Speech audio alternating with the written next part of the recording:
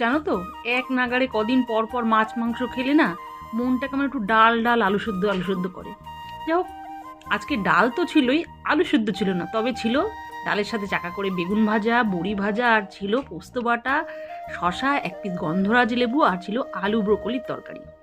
প্রথমেই পোস্ত বাটার মধ্যে একটু কাঁচা সর্ষে তেল দিয়ে ভালো করে মেখে দারুণ করে খেয়ে নিলাম।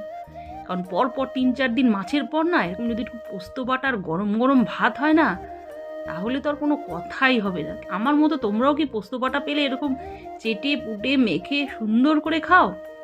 তারপর নিয়ে নিলাম ঘন করে মুগের ডাল। জানো তো, ডালের মধ্যে দিয়েছিলাম মূলো।